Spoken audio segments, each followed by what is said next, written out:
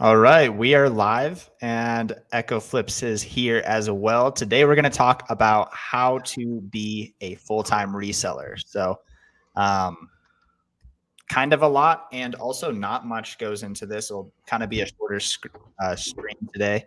Yep. We got laugh more, want to go to bed, but really don't want to miss the live stream. Love Oh, man. more. Thank you for showing up. We I got appreciate the Christiana, support. let's go.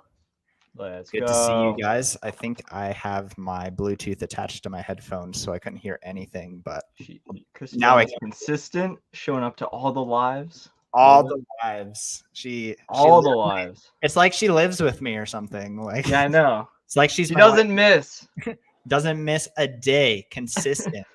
Consistency is king. I want to go to bed. That's a good segue, Seth. To be a full-time reseller, you just need to be somewhat consistent, right? Like, true. Like, you can't. You just need to always be listing profit. Like, it's kind of how you do it. I guess I'll kind of just go off. I feel like there's two factors. One, for like to become a full-time reseller, all you have to do is figure out like how much you need a month to live, and then just make sure your reselling business gets you that amount of money every month. That's it. Break down for us like how much profit you need to list. Yes, kind of like how to go into that. So everybody's experience could be different, and if you're doing a different business model, you would have different results. Like for Seth, he has a much larger margin than I do, especially like with OA products. OA products you usually don't net as much. But I tell people, like, say you have $10,000, right? You spend all of that money on inventory, and if you sold all of that inventory that same month, right, and you get it all back at a 20% margin, you'd be making $2,000 a month. A lot of people, they can get by at $2,000 a month. I don't know your expenses, so I just like to I think that's a really good baseline that if you have 10K and like you already have, this is also assuming you already have all the fundamentals of learning how to read Keepa graphs, you're not going to make any insane mistakes. Things don't come up, and the items that you buy actually sell, right? Assuming all those things, if you had 10 grand, then usually a month you'll probably make 2 grand, and that's not even talking about the cash back. I don't want to complicate any of this, but I feel like most people, they can live off of that 2 grand a month. So that's just that's my opinion with OA, right? Is if you have 10K and you have all the fundamentals, you watched all Seth's videos, you watched all my videos, you hit the like button, things like that. It really helps out, you do all of those things, right? And then you'll succeed. You'll be able to make 2K profit a month doing Amazon. And I think most people, they can live off of that. I know with inflation, you say somebody after this live might be, Cody, I live in California. It costs like 10 grand a month to live here. We actually talked about this several months ago, and there was a guy in here that was like, yeah, I live in South Florida. I need to make $135,000 a year in order to break even personally.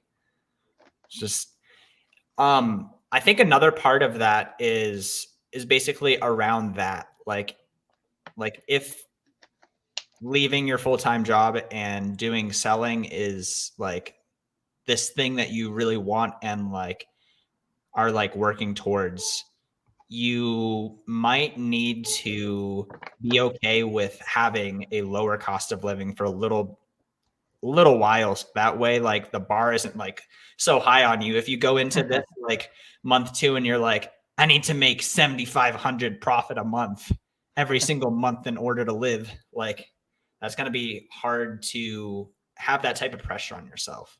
But if you're like, I need to make 1,500 in order to just like live, you can build from there. Like nothing crazy, but like you can build from there for sure. Weed costs as well, 𝗂𝗍𝗶𝗹. Yeah. Oh, what? Like if you usually only need 1,500, but you smoke weed, like it's probably going to be more like 1,800. So you just got to factor in. You just got to factor in. Yeah, you got to factor in your own personal expenses. Right. Yeah, I think Laughmore has a pretty good point there. You have to, you got to account for those extra costs. You know, your fun money. You say you want to go to Disney World. I'm assuming Laughmore likes having, you know, fun at home with his hobbies over there, right? Funny. And and the thing is, like, you have to take everything to account. The optimal way to do it would be to like have a budget, record everything like that. I know people really like to like make sure they have everything on a spreadsheet and show their budget.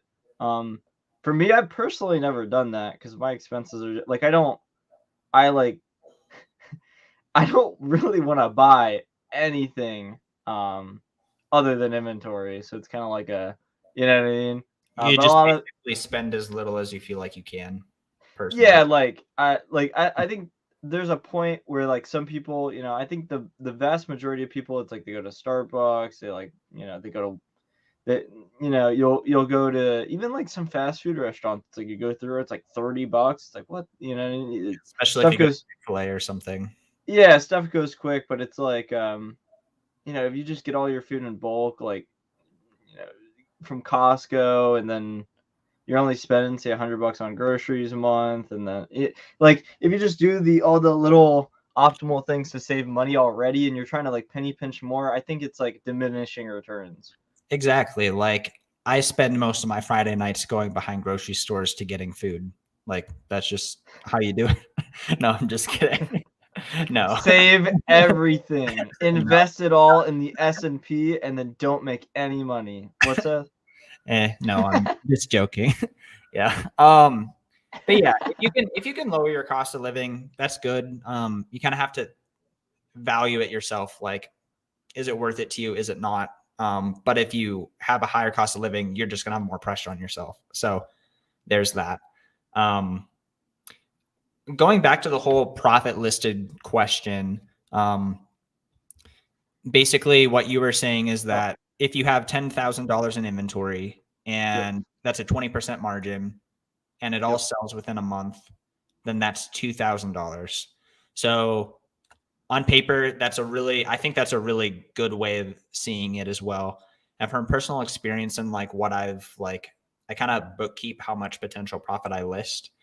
And I tend to see that even though I send in stuff that I think is going to sell within a month, there's the whole time for it to get to me or my prep center and then inbound to Amazon. And then the time that it's actually active in Amazon is that month. And then by the time it sells, there's another 2 weeks where they hold your payout. And so I usually find that it's kind of over the course of more like 2 months for me. yeah, So I usually try and double that number. So like if I want to, let's say it doesn't work out this black and white, but like if I want to make $5,000 profit, um, then I would try and list $10,000 profit. Um, Whatever ROI that works out to. Because like it does end up being 2 months for me most of the time because I don't merch fulfill like you do. yeah, yeah, Fulfilling is really helpful when it comes to the very start. That's for sure. yeah. Or Actually, you in all do. cases. Yeah. My bad, Seth. I was saying like, or you do your own prep. Like if you're buying stuff from Walmart, you prep it. You could literally, if it checks in on time, you could literally churn it twice with FBA if you prep it yourself, right? Because you're Yeah. getting it in the same day you're getting it out because you're awesome at prepping, and then you know your inventory gets in. So I think there's a lot of factors. So like if you know you're trying to just do OA to, I think for most people, if they're doing this business, don't do OA to prep like right away, especially if you don't have money, because you can't churn it. You can't get that money, get the profit, bring it back, right? It like you're literally half as slow as like most other sellers, like because the lead time is so long. Well, say you were merchant fulfilling and you're awesome, right? And you're buying merchant fulfill items that sell really fast and say at a 20% margin. Say you had $10,000, you could literally turn that 10K into 4K in 1 month merchant fulfilling. So that's like the big difference. While if you're just doing OA to prep, you know, say you have $10,000, you might be able to turn that into $2,000, but it will take 2 more months. So it's like it's whatever you want to do, you know. Not everybody has to go hardcore and like merchant fulfill all the time, but I think if you're just starting out, that's the best way to do it. Yeah, it's a big trade-off. I know for me, I did my own prep all the way until I was doing around, I think it was 18K a month. I was just like, I can't do this anymore. Like, I hate prep. And like, my time is better spent doing something else for me because I suck at prep and I hate it. Also, I did books for a really long time. And so books also sometimes sell a little slower than you think they're going to. And so I use that double the profit that you're trying to make in a month rule for myself. And that way, like when things go wrong, when things get lost, when things sell slower than you think they will, you still end up making the profit that you think you were. But like if you can merch fulfill, man, like that's a huge advantage. Like seriously, it's really good cash flow. Yeah, like nothing bad to say about that.